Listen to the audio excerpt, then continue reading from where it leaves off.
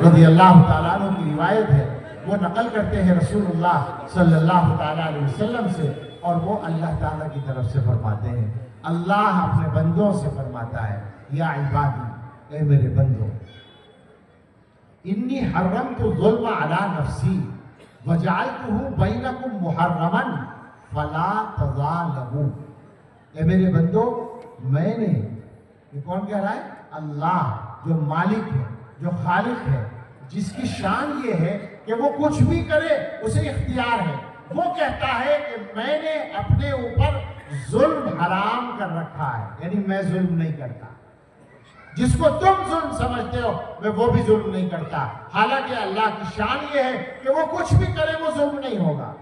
لیکن اللہ تعالیٰ کہتے ہیں جس کو تم ظلم سمجھتے ہو میں وہ ظلم بھی نہیں کرتا۔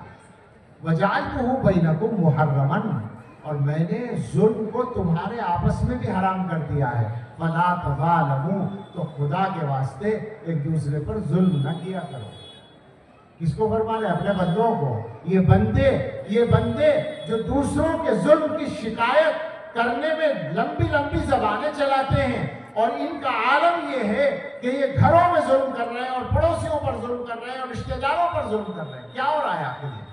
سوچیں ذرا، میں اس پر تفصیل میں نہیں جانا چاہتا مگر اشارہ کرتا ہوں۔ ظلم کا مطلب ہوتا ہے کسی کا حق مارنا، کسی کی حق تلفی کرنا، کسی کے ساتھ وہ برتاؤ نہ کرنا جو برتاؤ کرنا چاہیے، یہ ظلم کہلائے گا۔ تو شوہر بیوی کے ساتھ، بیوی شوہر کے ساتھ، اولاد والدین کے ساتھ، والدین اولاد کے ساتھ،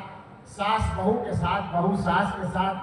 بھائی بہن ایک دوسرے کے ساتھ، رشتہ دار رشتہ داروں کے ساتھ، پڑوسی پڑوسیوں کے ساتھ، پارٹنر کے ساتھ،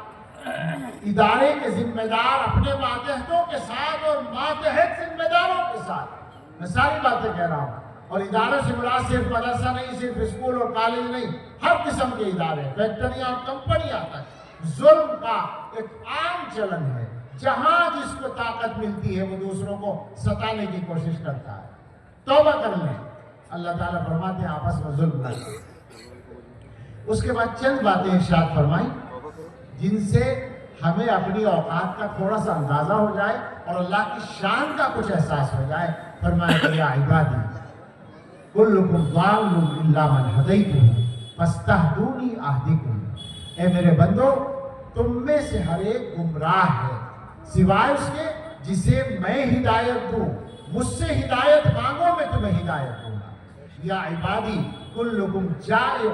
الا من اطعمتہ فاستطعمونی اطعمکم، اے میرے بندو، تم میں سے ہر ایک بھوکا ہے سوائے اس کے جسے میں کھلاؤں، مجھ سے کھانا مانگو میں تمہیں کھلاؤں گا۔ یا عبادی کلکم عار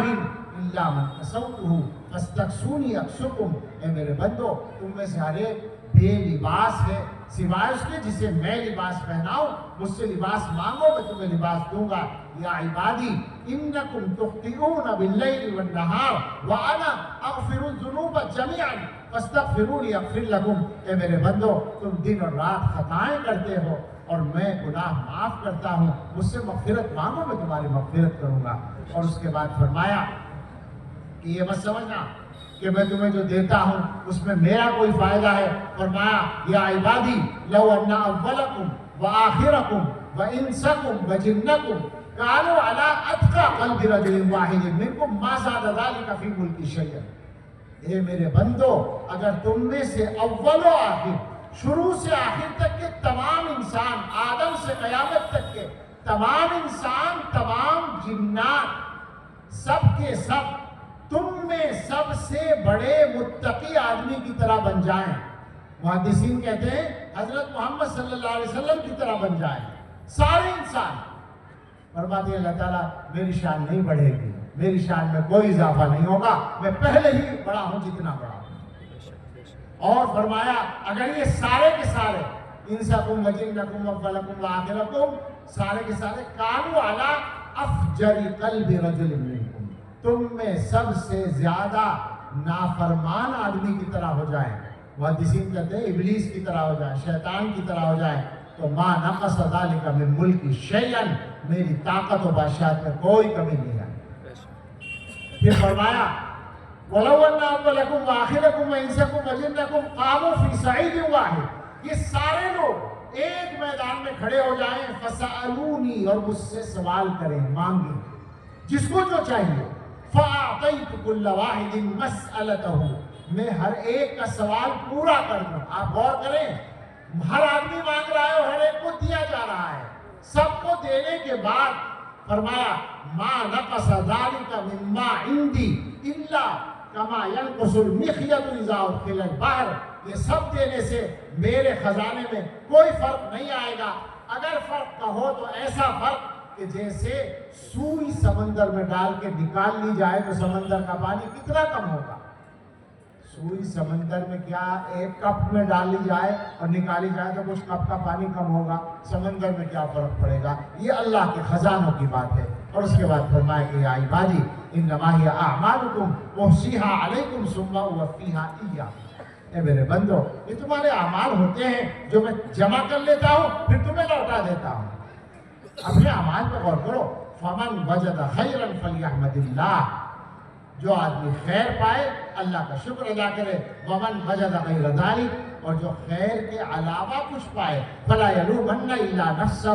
تو اپنے آپ ہی کو برا کہے اور کسی کو برا نہ کہے مسلم شریف کی روایت ہے اس روایت کی روشنی میں ہم سب لوگ اپنا جائزہ لے لیں اپنے اعمال کا بھی اور اپنی حیثیت کا بھی اور اللہ تعالیٰ کے ساتھ اپنے تعلق کا بھی تو یقیناً ہمیں اپنی زندگی بہتر بنانے میں مدد ملے گی مبارکباد پیش کرتے ہیں ہم مولانا عبد الرحمان کو اور ہمارے